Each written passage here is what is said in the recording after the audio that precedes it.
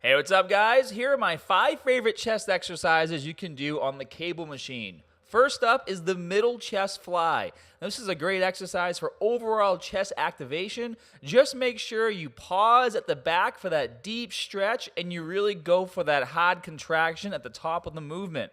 Next up is the high to low chest fly. Now this movement will place a bit more emphasis on the lower chest. Just make sure that when you do this exercise that you don't put the cables too high. For those of you trying to hit more upper chest, try adding the low to high cable fly to your workout. Just make sure you maintain a slight bend in your elbows and the weight isn't so heavy that you can't bring your hands up to at least the bottom of your chin while maintaining a tight contraction in your chest. For those of you who might have some instability or shoulder pain, try switching to the single arm cable press instead of the dumbbell press. Because we're using a cable machine, we'll have a bit more control over the weight, and you might not be able to go as heavy, but you will be able to get a harder contraction at the top of the movement as you swing your arm across your body. And the final exercise is the Svend press. And what I like best about this is that because you have to press your hands together throughout the entire movement, you're going to keep constant tension on your chest while also taking your shoulders out of the exercise.